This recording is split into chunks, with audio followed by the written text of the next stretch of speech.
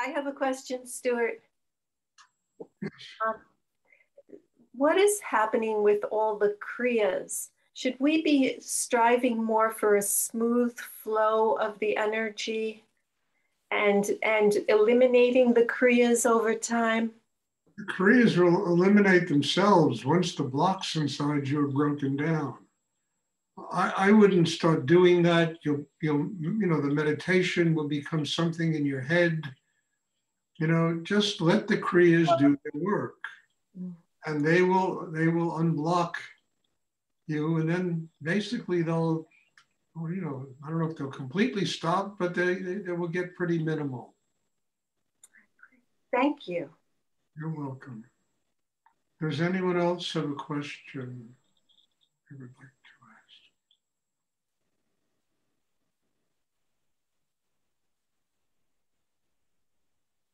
I have a question, Stuart. Yes. I have a lot of resistance to forgiving myself and accepting that I'm a good person. And I want to know how I can overcome that. Well, let me ask you something. Can you answer that question? I mean, look, Isabel, just open your heart. I keep telling you, just think about the way you were living 5 years ago, 7 years ago, what your life was like, what it's like today, what you're doing with your life today. How can you beat yourself up? When you think you should have so much gratitude for the change that's taken place in your life. I have infinite gratitude when I see you today for the changes that have taken place in your life. That in itself, should be enough to keep you from beating yourself up,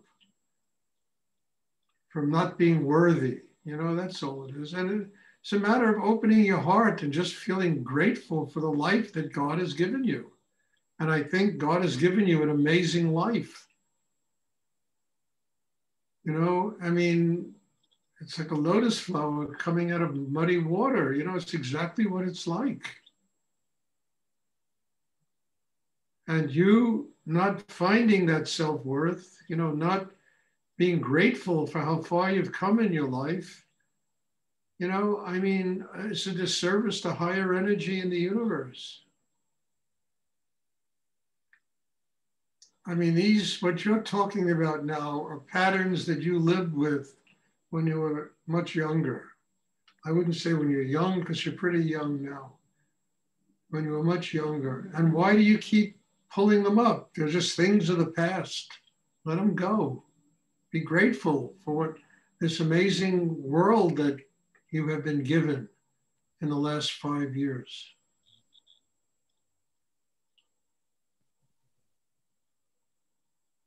Otherwise, you'll get caught in a swamp, for God's sake, of your own emotions, your own insecurity, your own, and it's just a swamp of your own making, because there's absolutely no reason for it. Absolutely not. I can't think of one reason for you to get caught in that kind of quicksand based upon what's happened to you in your life. This is your own creation.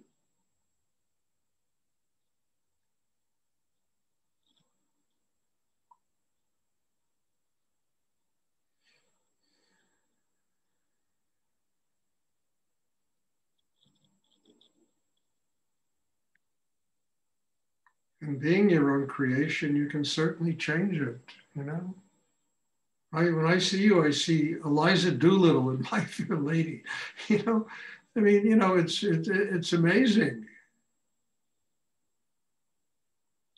So stop doing this and creating things that are not real anymore, old patterns that you should have let go of, a couple of years ago. Does anyone else have a question they would like to ask? Stuart, I would like to ask a question. How do you see the relationship between religion and spiritualism? How do I see it?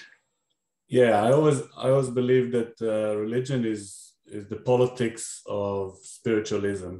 Well, look, to be honest with you, I'm not a very religious person. I'm a deeply spiritual person. And I think once you have a spiritual life, all of the dogma, all of the structures, all of the rules and regulations that are imposed upon people that live in religion, you don't need them anymore because you are a child of God and everything around you is a manifestation of God's energy. And you're living a spiritual life. It becomes a whole different reality and you don't need all of those structures anymore. I think people do need those structures because 98%, 90 more of the human race is not having a spiritual life. So they need structure in order to, sustain them and to keep them from going off the deep end. But if you're having a spiritual life, all of that falls away. I mean, you're living in a world where when you look out at the world you live in, everything is sacred. So you don't need the rules and the regulations. And most of religion is rules and regulation and politics and money, and frustrated people that, I hate to say it, sleep with, 8-year-old children. We don't need that, any of that. If you are connected to a higher force of energy, it's guiding your life, you're living your life that way. You recognize that the world you live in is a sacred world.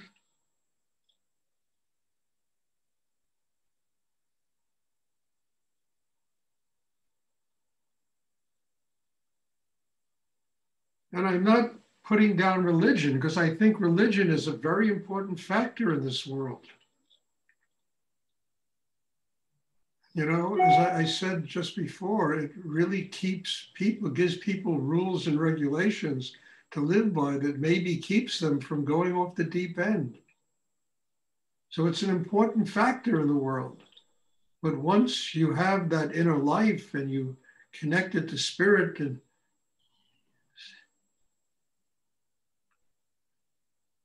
those rules and regulations are not necessary. One lives in accordance with an organic, nature inside themselves that truly helps them to do good in the world and not do nonsense and stupidity in the world. Once you're connected to God, your whole energy is about doing good in the world, about love. God is love.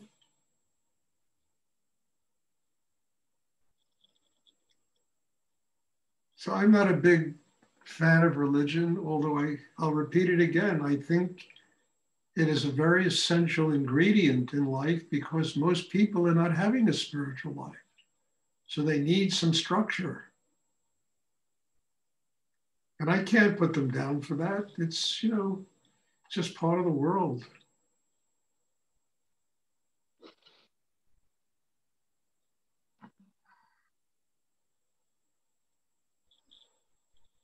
Thank you. You're welcome. Does anyone else have a question you would like to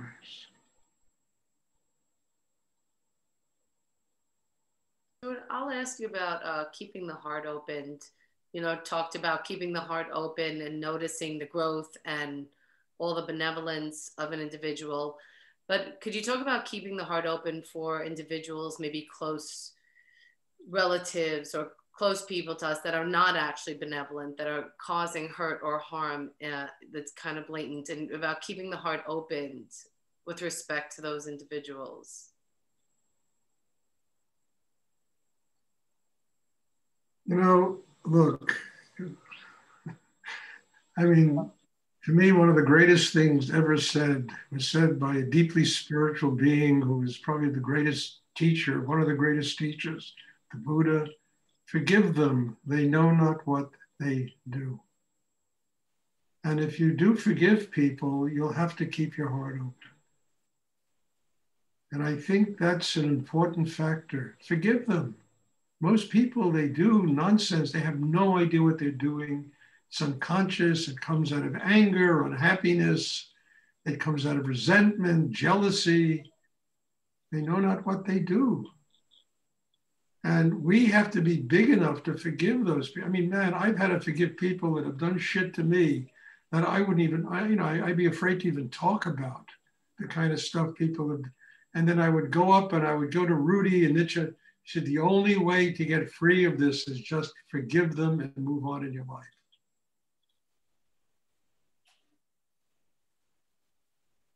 This is what they told me. And I did it and I was able to move on in my life. Didn't mean I have to hang out with those people or spend time with them or do anything. They were gone from my life, but I needed to forgive them because I had to move on in my life. And to forgive people, you have to open your heart. You can't forgive people with a closed heart. And I'm telling you some really horrible things I've had to go through with people, jealousy and all kinds of madness that people, magic and crap that and I went up to Rudy and Nityananda. I even went to Ramakrishna and Ramana Maharshi, and I got the same answer: forgive them and move on in your life.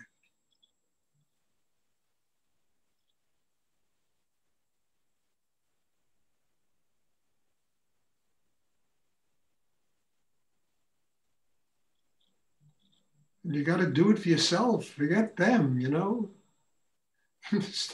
You have to move on in your life. And if you carry that, anger in your heart, it just keeps you from ever really moving on in your life.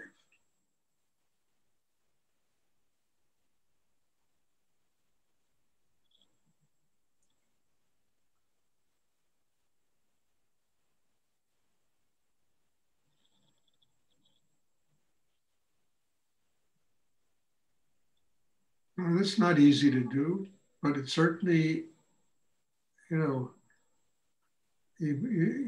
being gets more highly evolved when you can do stuff like that.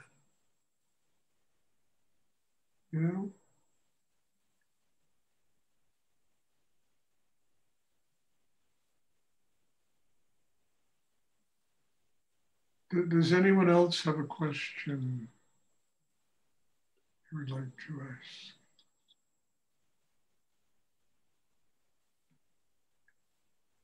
I mean, we're all, just to finish up with it, we're all here doing this meditation for a singular purpose, and that's to have a spiritual life.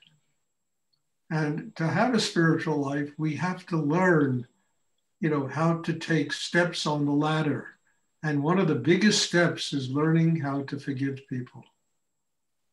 Because, there's so much bullshit in the world, there's so much nonsense and stupidity that people do in this world.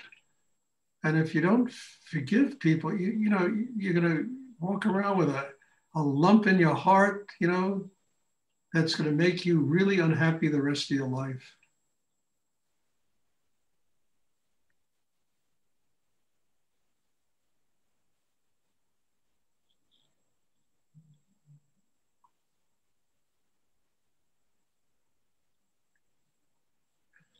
Does anyone else have a question they would like to ask?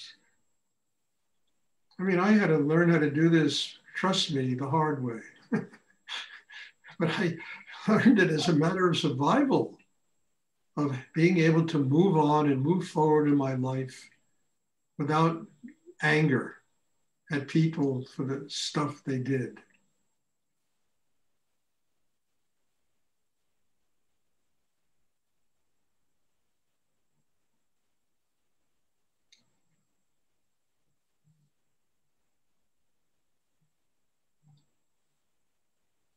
Does anyone else have a question they would like to ask?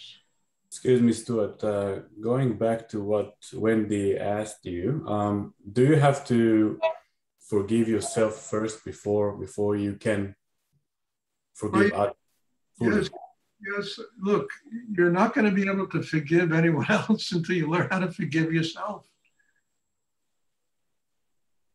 You know, we have to do that. We all make mistakes. We've all, I mean, I won't speak for everybody, but people hurt people, relationships, marriages, children, parents. I mean, it's a, you know, it's an epic novel about how people hurt each other. And in that process, we have to learn how to forgive ourselves for the things we have done to other people. Then we have to forgive other people for the things they're doing to us or they did to us. Both of those things are essential if you want to grow and if ultimately you want to have a spiritual life. Both of them are essential.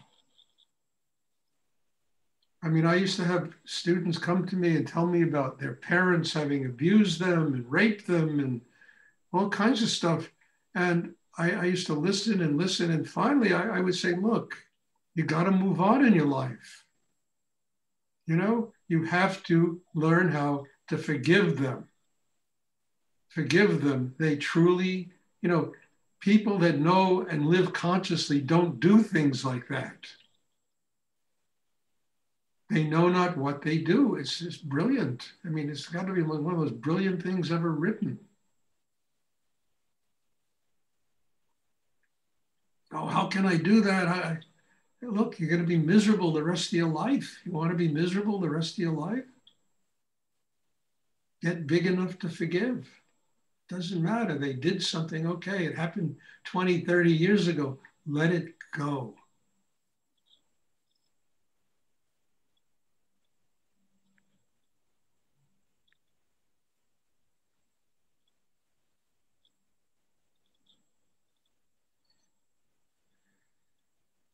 Thank you. You're welcome. Does anyone else have a question? Great questions tonight. Thank you. Does anyone else have a question they would like to ask?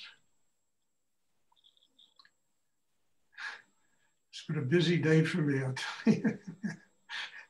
All the classes, there's probably 60 something students have come to meditation today. My God.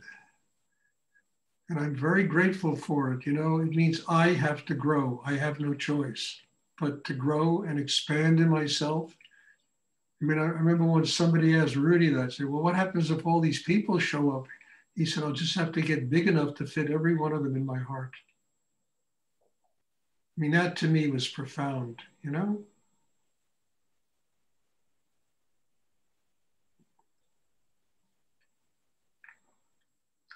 Does anyone else have a question they would like to ask?